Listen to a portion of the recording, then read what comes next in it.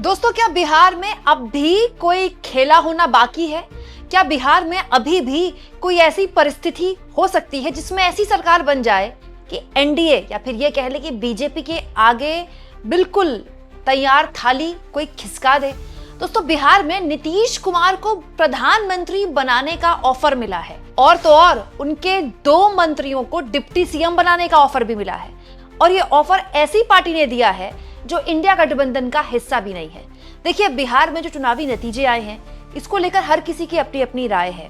News channels और newspapers इस वक्त भरे हुए हैं इस बात का विश्लेषण चर्चा करने के लिए कि आखिर बिहार में इतने अनएक्सपेक्टेड नतीजे कैसे आ गए। वहीं दूसरी ओर जो विपक्ष के लोग हैं वो ये कह रहे हैं कि भाई हम चुनाव लड़ें कैसे जब पूरा का पूरा सिस्टम आपका, चुनाव आयोग आपका, मीडिया आपकी, सारे संसाधन आपके पास, और चुनाव से पहले आप पूरी तिजोरी खोल देते हैं और ऊपर से रिगिंग के आरोप अलग। वहीं इस बीच जब इस बात पर चर्चा होनी शुरू हो गई थी कि नीतीश कुमार मुख्यमंत्री बनेंगे कि नहीं बनेंगे, अब नीतीश कुमार को पीएम बनाने का ऑफर मिल गया है। दोस्तों, 2020 के बिहार विधानसभा चुनाव में हर कोई इस बात पर हैरान हुआ था कि हैदराबाद की पार्टी एमआईएम बिहार में 5 सीटें कैसे जीत सकती है। उस वक्त कहा गया कि ये तो तुक्का है, इस बार इस तुक्के में मुस्लिम मतदाता नहीं फंसेगा। तमाम पोलस्टर्स ये बात बोल रहे थे, तमाम विश्लेषक ये बात बोल रहे थे कि इस बार पिछली बार जो हुआ उससे अलग मुस्लिम मतदाता कांग्रेस और आरजेडी के साथ लामबंद है। लेकिन इस बार भी ओवैसी की पार्टी ने शानदार परफॉर्म करते हुए 5 सीटें अपने नाम कर ली। न केवल 5 सीटें अपनी नाम की, बल्कि इसी सीमांचल के इलाके में बड़े स्तर पर बीजेपी को भी फायदा हुआ, एनडीए को भी फायदा हुआ। लेकिन अब ओवैसी की पार्टी ने दोस्तों नीतीश कुमार को एक ऑफर दिया है, छोड़िए बीजेपी का साथ, हमारे साथ आइए, मिलकर सरकार बनाते हैं, आप बनिए पीएम, हम बनते हैं सीएम। दोस्तों, एआईएमआईएम के Bihar official social media handle की तरफ से ये ट्वीट किया गया है जिसमें वो लिखते हैं, हम हमेशा जोड़ने की राजनीति करते हैं, तोड़ने की नहीं, इसीलिए अब भी मौका है। एआईएमआईएम मुख्यमंत्री, जेडीयू 2 उप मुख्यमंत्री, 20 मंत्री, राजद यानी कि आरजेडी 6 मंत्री, कांग्रेस 2 मंत्री, सीपीआई-एमएल 1 मंत्री, सीपीआई-एम 1 मंत्री इक्वल टू सरकार, नीतीश कुमार प्रधानमंत्री उम्मीदवार 2029। दोस्तों, एमआईएम ये जो ऑफर दे रहा है ये खाली ऐसा ही ऑफर नहीं है। दरअसल आप पूरा आंकड़ा देखिए, ये है चुनाव आयोग का आंकड़ा।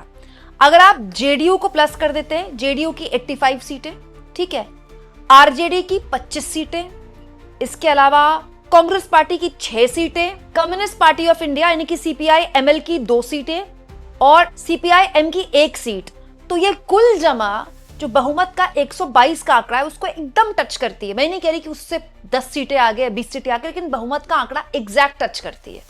तो इस आंकड़े को जोड़कर, क्योंकि ये जादुई आंकड़ा है जिसके जरिए आप सरकार बनाने का दावा पेश कर सकते हैं, इस आंकड़े को जोड़कर एमआईएम ये ऑफर दे रही है नीतीश कुमार को कि उनका साथ छोड़िए, जोड़ने की राजनीति करते हैं, हम अपना सीएम बनाते हैं, आप अपने 2 डिप्टी सीएम बनाइए, इसके अलावा 20 मंत्री भी बनाइए और 2029 में हमारे पीएम पद के उम्मीदवार भी हो जाइए। अब दोस्तों, एमआईएम का गणित गलत नहीं है। देखिए, एमआईएम फिर कह रहा है अब भी मौका है, जेडीयू, राजद, कांग्रेस, एमआईएम, सीपीआई-एमएल, सीपीआई-एम इक्वल टू सरकार, गणित गलत नहीं है। लेकिन ऐसा होता नहीं है। जब आप सरकार बनाने का दावा पेश करते हैं या राज्यपाल आपको बुलाता है, तो या तो सबसे बड़ी पार्टी को बुलाता है या सबसे बड़े गठबंधन को बुलाता है। दोनों ही सूरतों में वो एनडीए के पास ही जाता है।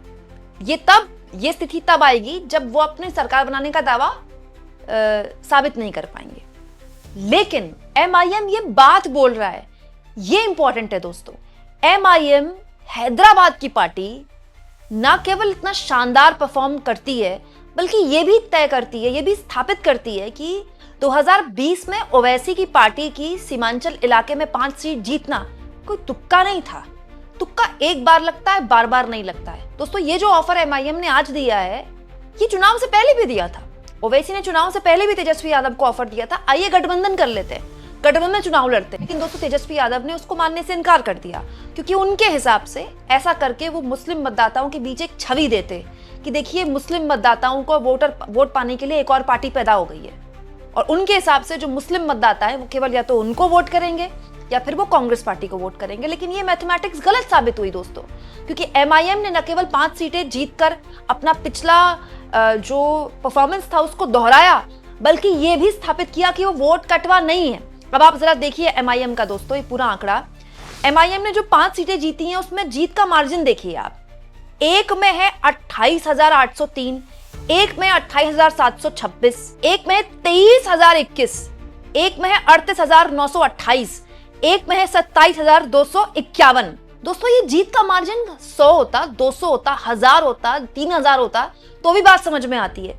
ये जीत का मार्जिन तो इतना बड़ा है जो तेजस्वी यादव अपनी सीट पर नहीं तय कर पाए। दोस्तों तेजस्वी यादव खुद ऑलमोस्ट 13,000 से थोड़े से ज्यादा वोट हासिल करके उन्होंने जीत दर्ज की है राघोपुर से, लेकिन एमआईएम का जो सारी सीटें हैं 5 की 5 सीटें जो उसने जीती हैं सबका मार्जिन 20,000 प्लस है, किसी में 27,000 है, किसी में 23,000 है, किसी में 38,000 है। तो एक बात तो पता चलती है कि ये कोई वोट कटवा पार्टी नहीं है अब बिहार की। एमआईएम सीमांचल इलाके की एक पार्टी है जिसको अब महागठबंधन को एक्सेप्ट करना पड़ेगा, चाहे वो उसे पसंद आए कि ना आए। दोस्तों चिंताजनक बिहार में महागठबंधन के लिए ये बात होनी चाहिए कि सीमांचल और चंपारण में मात्र कांग्रेस ने 6 सीटें जीती हैं, मात्र 6 सीटें। वहीं मगध, चाबाद, मिथिला, सारण और अंग क्षेत्र में कांग्रेस पार्टी एक भी सीट नहीं जीत पाई। दोस्तों एक्चुअली में जो 6 सीटें आई हैं कांग्रेस को वो केवल इसी इलाके से आई हैं, इसके अलावा कांग्रेस को सीटें ही नहीं आई हैं। तो यही इलाके जिसने कांग्रेस की लाज बचाई है, नहीं तो वो शून्य पर आ जाती। दोस्तों वही 2020 में आरजेडी ने इन्हीं इलाकों से 8 सीटें जीती थी, 8 सीटें, और इस बार केवल 3 सीटें मिली हैं उसको। 2015 में आरजेडी ने यहां से 15 सीटें जीती थी, लगातार कम होता गया उसका, पहले 15 फिर 8 और अब उसने जीती है मात्र 3 सीटें। और ओवैसी की वजह से एनडीए को इतना फायदा मिला है कि एनडीए को यहां से 16 सीटें मिली है। तो ओवैसी एक फैक्टर था इस इलाके में, आप उन्हें पसंद करें ना करें, लेकिन चुनाव में आपको गठबंधन करने पड़ते हैं। तो ये तो अपने आप में तेजस्वी यादव हो या फिर राहुल गांधी हो या फिर महागठबंधन के बड़े बड़े नेता जो बैठकर सीट शेयरिंग की बातें तय कर रहे थे, उनको तय करना चाहिए, बैठ के सोचना चाहिए कि कहाँ वो रीड करने में नाकामयाब हो गए। ये जो सोच है दोस्तों कि मुस्लिम तो थक हार के हमको ही वोट करेगा, मुस्लिम को अगर बीजेपी को हराना है तो वो तो हम ही को वोट करेगा, आरजेडी सोचे या कांग्रेस पार्टी अगर इस मुगालते में रहे, तो ऐसा नहीं है। कोई वोटर आपकी बपौती नहीं है, जहां अच्छा कैंडिडेट मिलेगा वोटर वहां वोट करेगा। तय कर दिया भाई, एमआईएम के 5 कैंडिडेट्स जो जीते हैं, जो विधायक बने हैं, अगर उनकी जीत 100, 200, 1000, 2000 की होती तो ये बात बोली जा सकती। भाई कोई 28,000 से जीत रहा है, कोई 22,000 से जीत रहा है, इसका मतलब वो जीत ही रहा था, लेकिन आप इसको पढ़ नहीं पाए ना। सोचिए हैदराबाद की एक पार्टी 5 सीटें निकाल लेती है और एक राष्ट्रीय पार्टी को 6 सीटों पर आकर सीमित कर देती है। इसके लिए आप किसी भी रिगिंग को या किसी भी तरह के वोट चोर को जिम्मेदार नहीं ठहरा सकते। ये हर लिहाज से आपका स्ट्रैटेजिक फेलियर है, आपको ये बात स्वीकारनी पड़ेगी। मैं ये नहीं कह रही हूं कि मैं चुनाव आयोग की बहुत बड़ी फैन हूं, लेकिन इस बात को भी स्वीकारना पड़ेगा विपक्ष को, जो कि मैं बार बार बोलती हूँ, हमेशा बोलती हूँ, अपने पत्रकार साथियों से भी जब चर्चा होती तो ये बात बोलती हूँ कि आपको ये बात समझनी पड़ेगी कि अगर आप बीजेपी से चुनाव लड़ रहे हैं तो आपको उनसे कम से कम 3 गुना ज्यादा स्ट्रैटेजिकली मेहनत करनी पड़ेगी, 3 गुना ज्यादा जमीन पर मेहनत करनी पड़ेगी, और आपको उनकी और अपनी जीत में कम से कम 15 से 25 का अंतर लाना पड़ेगा। 19-20 की जीत से अब फर्क नहीं पड़ता, कांटे की टक्कर में तो बीजेपी निकल जाएगी आगे। क्यों? क्योंकि उसके पास संसाधन असीमित है, आप सोच भी नहीं सकते उनके पास कितने संसाधन है। दोस्तों खैर एमआईएम ने ऑफर तो दे दिया नीतीश कुमार को, लेकिन गणित के अलावा भी सरकार चलाने के लिए बहुत चीजें जरूरी होती हैं, और नीतीश कुमार मुझे नहीं लगता कि ऐसी किसी भी सरकार की मुखिया बनना चाहेंगे। दोस्तों नीतीश कुमार की तो पूरी की पूरी राजनीति ही सीएम की कुर्सी के इर्द गिर्द टिकी हुई है। नीतीश कुमार अपनी सीएम की कुर्सी किसी और को दे दें, कैसे हो सकता है? हाँ, बीजेपी उनसे खुद कुर्सी छीन ले क्योंकि उसके पास अब मैंडेट है, वो अलग बात है।